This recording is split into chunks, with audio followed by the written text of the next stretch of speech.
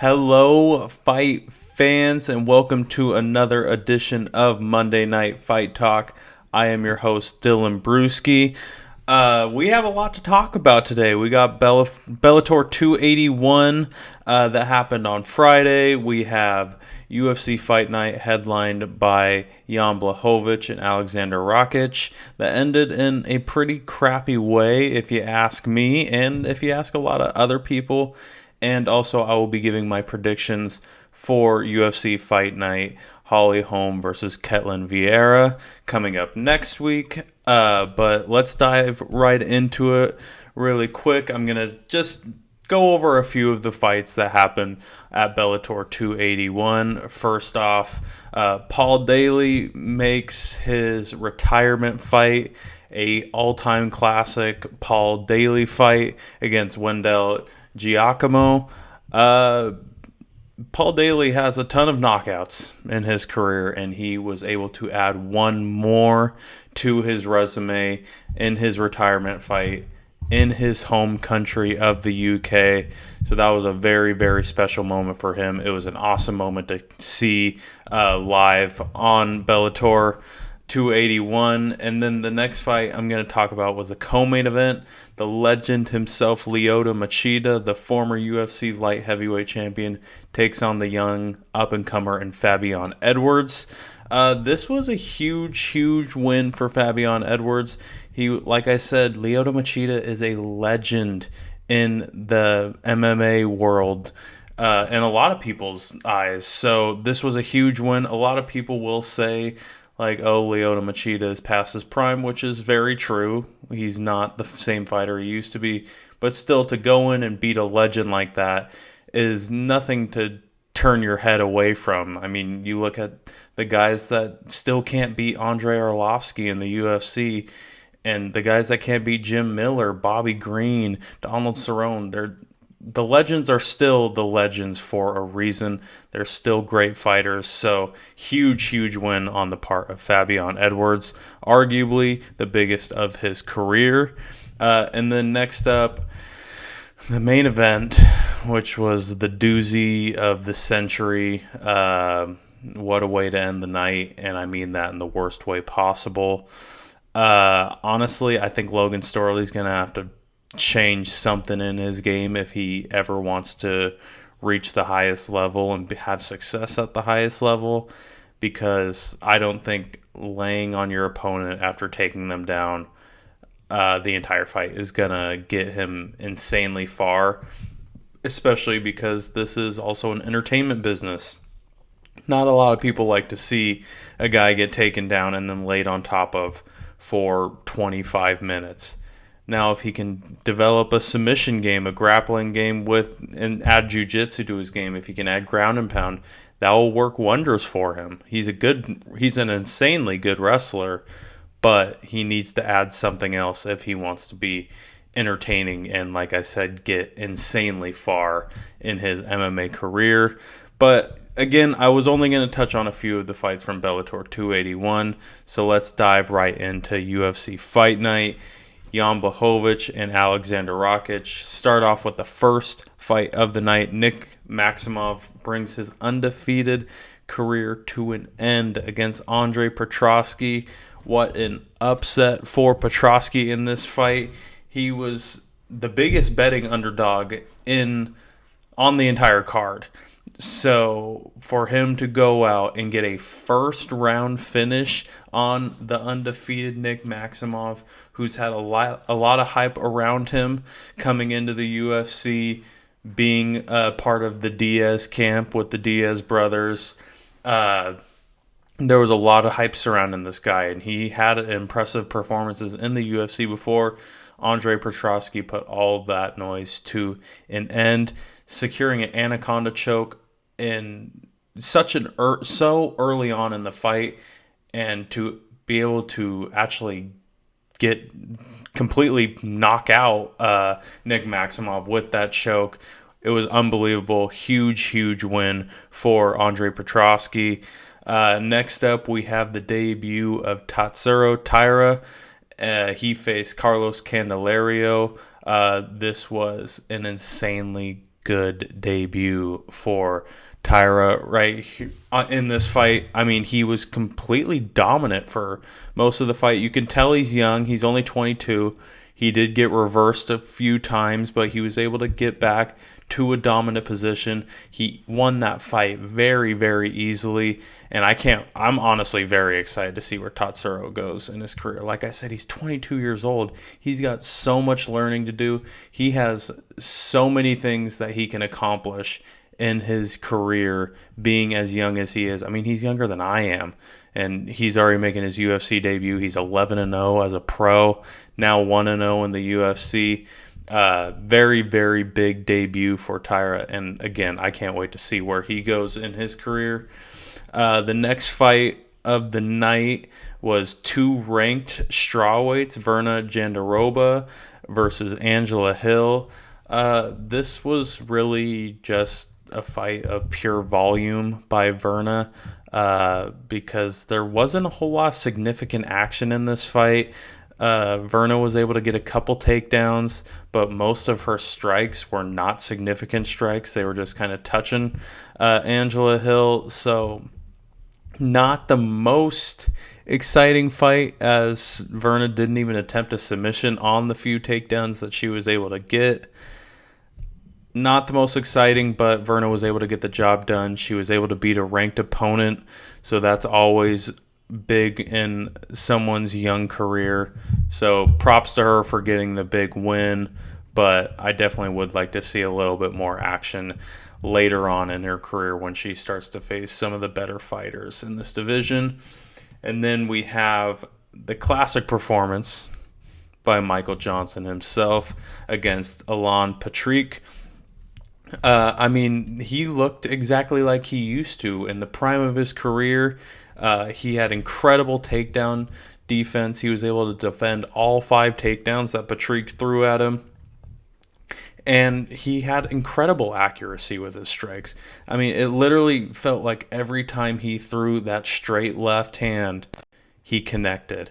And eventually it caught up to Patrick in the end, because he hit him with a left and down went Patrick. And then Michael Johnson was able to jump on him and land a few more strikes on the ground, knock him out completely, and get another win added to his already historic career in Michael Johnson.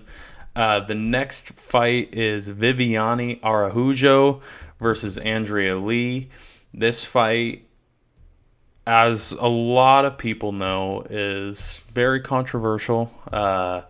There was some things said in Andrea Lee's corner in between one of the rounds. I can't remember off the top of my head. I'm not going to go into it.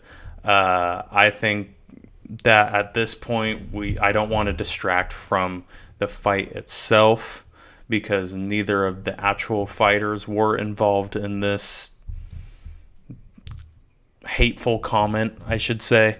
But I'm going to focus mostly just on this fight, because I think this fight deserves it. It was an absolutely great fight, and especially on the side of Arahujo. I mean, after about halfway through the first round, she basically dominated the rest of this fight. Andrea Lee had a bright spot in the beginning. She was able to even get a knockdown on Arahujo, but Arahujo was able to recover in just like that, and then she dominated the rest of the fight, just suffocated her on the ground. But between rounds 2 and 3, Andrea Lee even said, like, I feel like I'm going to pass out. That's how suffocating Arahujo was during this fight. It was a great, great performance and a top 10 win in that division for Arahujo. Huge moment for her in her young career. And I can't wait to see her keep climbing the rankings, because this is only the start. You beat one top 10 fighter, you're going to keep facing top 10 fighters, eventually getting that top 5 opponent, and that might even come in her next fight. So great performance by Arahujo in that fight. Next up, Jake Hadley versus Alan Nascimento. This fight wasn't incredibly exciting. I was a little disappointed, especially Jake Hadley, I believe, was making his UFC debut. and I kind of expected more. But they're both incredibly good grapplers, so I do see where it was kind of a stalemate. At the end of the day, Nascimento did a little bit more in the grappling sense of things and was able to get the decision victory. But again, not a whole lot to go off of in this fight. It wasn't the most exciting fight. And that leads into Frank Camacho versus Manuel Torres. This matchup was 3.5 minutes, and it was action-packed. These guys were throwing everything out there. They had 6 takedown attempts in this fight.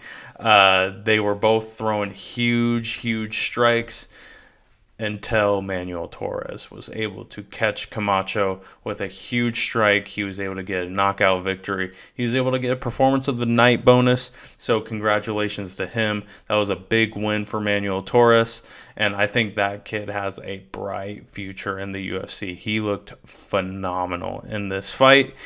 Next up, another top 10 matchup in the flyweight division. Amanda Ribas, who is the number 9 ranked strawweight, moving up to flyweight to face the number 1 contender, Katlyn Chookagian. This was the fight of the night, and it was deservedly so the fight of the night. These two ladies went to war.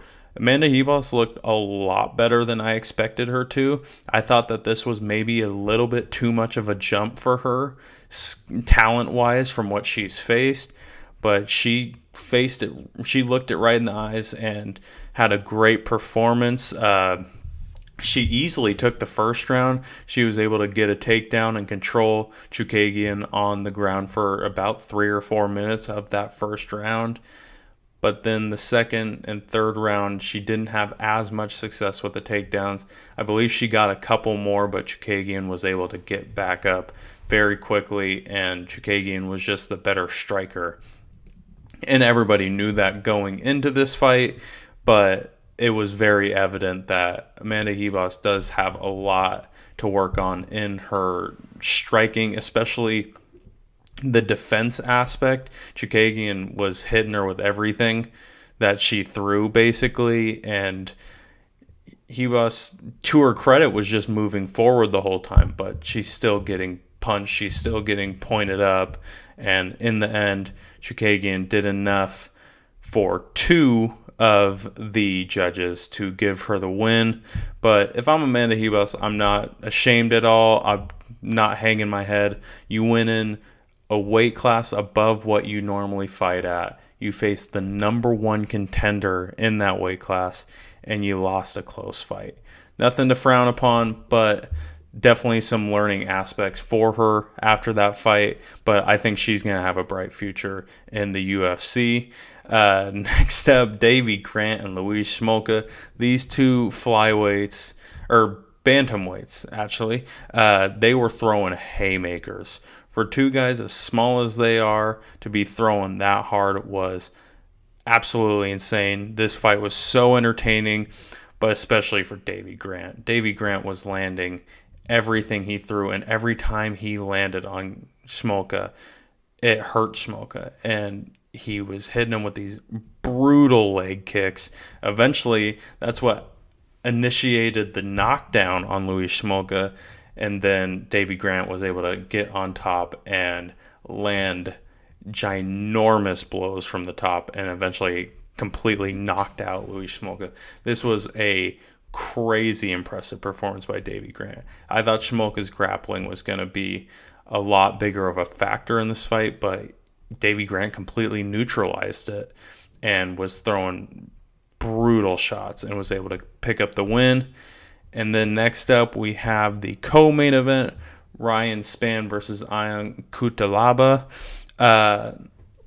This fight was pretty quick, so there's not a whole lot to talk about. Kutalaba was attempting a lot of takedowns, and he was landing all of them, but he couldn't keep Spann on the ground. Spann was getting right back up, and then Kutalaba attempted a 4th takedown.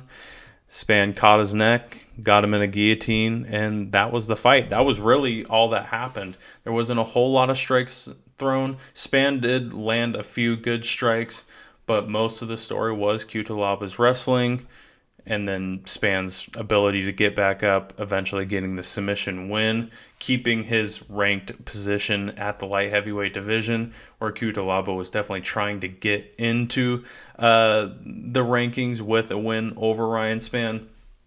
But big win for Ryan Spann to get keep on the side of winning things. And now for the main event of the evening, number 1 contender, former champ Jan Blachowicz versus number 3 light heavyweight contender Alexander Rockach.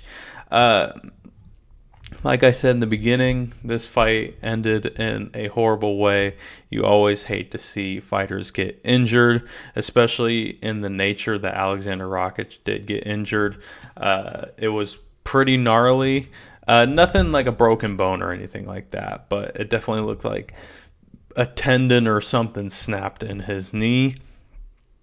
And it really sucks to see in a fight this where the stakes are this big, where, like I said last week, in my opinion, this was a number 1 contender fight for the winner of Glover Teixeira and Yuri Prochazka. Glover Teixeira even kind of alluded to it, tweeting before the matchup that if Jan Blachowicz won and he won on June 11th, that they would have to do the rematch for the light heavyweight championship. Nonetheless, it was a fun fight to watch in the little bit that we did get to see. First round was very, very close. I admit the first time I watched it, I actually gave it to Rockach, but when I went back, watched it again a couple more times, I think Jan Blachowicz actually won that first round. Tables got turned in the second round when Alexander Rockach was absolutely phenomenal. He got the fight to the ground. He controlled Jan Blachowicz the entire round. So it was either 19-19 or 20-18 for Rockach going into that third round, where the injury eventually happened. Really hoping that he's okay. Hope he's not sidelined for too long, because he was on a roll. He was going for the light heavyweight championship, trying to beat the number 1 contender in this division. So hopefully it's nothing too serious. He's able to bounce back, come back in a few months, and continue his quest for a championship, which honestly I believe he will at least challenge for at some point in his career. But next up, I will be talking about the UFC Fight Night, giving my predictions for Fight Night Holly Holm versus Ketlin Vieira. Next up, we have Uros Medic versus Omar Morales. Both guys are trying to bounce back after losses, Medic's being his first loss of his career. So Morales is going to try to win this fight, or can win this fight on the feet or grappling. He's very well-rounded. Medic is okay on the ground, but he's definitely going to try to keep this fight on the feet. But I do ultimately think Medic is trying to bounce back after his first loss of his career. I think he's going to be highly motivated to win this fight, and I think that's what he's going to do. And I'm going by first round TKO. Next up, we go to the heavyweight division. Geltin Almeida versus Parker Porter. I'm actually really surprised Almeida is moving up to heavyweight, as he weighed in under the 205 limit in his last fight. I'm not sure if he just kind of found an opportunity and decided to take it, or if he feels more comfortable at heavyweight. But nonetheless, I have a feeling that there's going to be a big weight difference in this fight, as Parker Porter usually comes in around the heavyweight limit of 265. Almeida will 100% want to get this fight to the ground. He averages over 7.5 takedowns per 15 minutes. But Parker Porter is pretty good on the ground himself. He's no slouch on the ground. I really am honestly a little worried about Almeida in this fight. I think he might have bit off a little bit more than he can chew with the weight difference. So I think that Parker Parker Porter is going to win this fight by decision. And that leads up to Joseph Holmes versus Alan Amadovsky. Joseph Holmes is coming off a loss in his UFC debut. Granted, that was to the always tough Jamie Pickett. Alan Amadovsky, on the other hand, has been actually really inactive. He hasn't fought in the UFC since 2019. And I actually don't think he's fought professionally since 2019. So both of these guys trying to get wins in the UFC. And also Amadovsky is coming off 2 straight losses in 2019. So he's really looking for a win here. Amadovsky has tremendous power in his strikes, as he has a lot of very, very fast knockouts in his career, some under a minute, some under 30 seconds, where Joseph Holmes is a great grappler, and he will most definitely try to get to Amadovsky's back because he has quite a few wins on his resume by rear naked choke. I think the fact that Amadovsky's been inactive for so long is really going to affect him in this fight. I mean, we're talking about almost 3 years where he has not been in a professional fight. I have Holmes winning this fight, getting his first UFC victory by second round submission. And then next up we have Eric Anders versus Jung Park. Another couple of guys trying to get back on the winning side of things. I know I feel like I've said that 1,000 times for this card, but that's kind of the truth with a lot of these fighters on this fight card. Park was on a bit of a roll before his last fight, though. He rattled off 3 straight wins before his last fight, where Anders has been very up and down. Win one, lose one, win a couple, lose a couple type deals with Eric Anders. He's never been able to really get on a roll. Both guys are pretty well-rounded, both Park being a little more accustomed to going to the ground. Eric Anders is kind of whatever he sees available. So this is a pretty tough fight to predict, but I like Park on the ground a little bit more. I think he's going to be able to control Eric Anders on the ground a bit more. I'm going Jung Park by decision, and that leads into Polyana Vieira versus Tabitha Ricci. Both of these ladies are insanely good grapplers, but Vieira seems to be so good that she doesn't let her opponent get back up after taking her down, as she has all of her wins are by first round submission. So she is a tremendous grappler. Tabitha Ricci, she isn't as experienced, only 6-1 as a professional fighter. She's also, like I said, a great grappler, but she doesn't seem to be the closer that Vieira is. And I think that's going to affect her a little bit. I think Vieira is going to be able to be a little bit more patient and find good submissions no matter where she's from. I'm going Vieira by first round submission, extending her streak of first round submissions. Next up is Chidi Njokuanu versus Dusko Todorovic. We didn't get to see a lot of Chidi in his first UFC bout because he knocked the other guy out in 16 seconds. So we still have a lot to see from Chidi in this second fight. Todorovic went on a 2-fight losing skid before winning his last fight in December of 2021.